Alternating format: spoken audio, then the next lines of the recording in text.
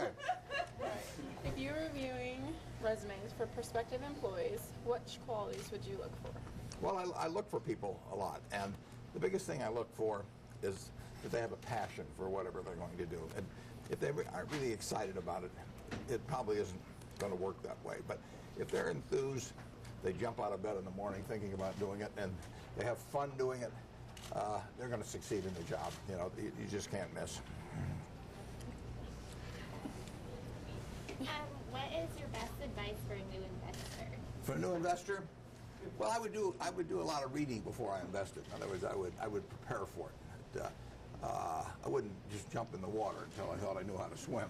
And, so I did a lot of reading. I read every book that the Omaha Public Library had about investing by the time I was 11. And you know, you got plenty of time. You're young to invest, so why not go in prepared instead of learning as you go along? You will learn as you go along. I mean, that comes with investing, but it's better if you've done some thinking about it and sort of take your time getting into it. But you're not too young to start preparing for it at all.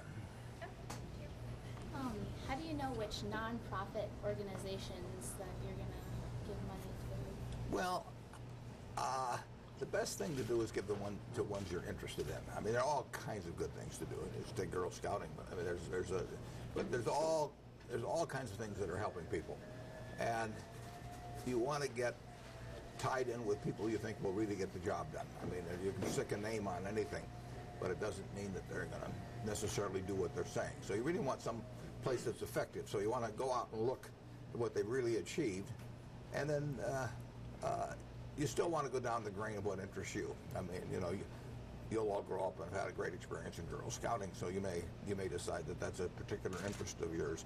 Other people, it may be their church. You know, it can be their school. It can be all kinds of things.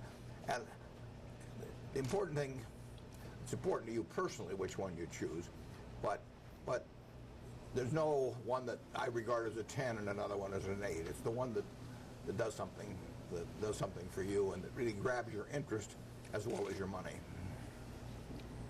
What financial suggestions do you have for college students? On your parents first. Make it as painless for them as possible. But the biggest suggestion I have is to avoid credit cards. I get letters every day, lots of letters every day, from people that have financial troubles, and it comes about from three things. One is losing their job. The other is some kind of terrible illness that hits them by surprise. But the third thing is credit cards again. But interest rates are very high on credit cards, and sometimes they're 18%, sometimes they're 21%. If I borrowed money at 18 or 20%, I'd be broke. So I can't make a living by borrowing money. $10,000 a head and $9,000 or $10,000 in the hole is night and day. And credit cards, it's very easy to get in the hole, and then the interest charges compound, and finally, you know, you're just in too big a hole to dig your way out. So if I had one piece of advice for young people generally, it would be just avoid credit cards.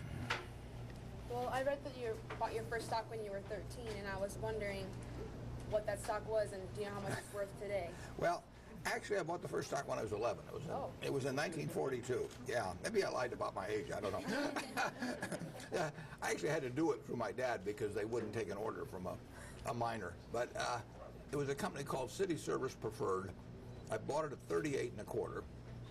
It went down to 27. My sister bought some because I did, and she was very unhappy with me. We walked to school together, and she kept reminding me that I hadn't done very well by this stock. And then it started going up, and it got up to 40, and it'd been so painful when it was down at 27, and it was so painful hearing about it from my sister too, that I sold it.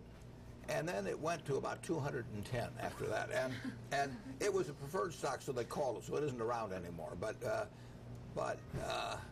if I'd been a little more patient, I would have gotten off to a lot better start. I'm going to replace your blizzard. Sir, let me just grab this here. You were right. Right. Well, there you go. Okay. Thank you. On my second one already. What do you think? I mean,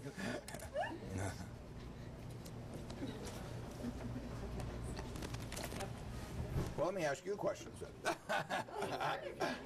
I'll quiz you. Oh, what's your favorite part about being a Girl Scout? Well, and all the different activities that you can go on and all the opportunities that it gives you.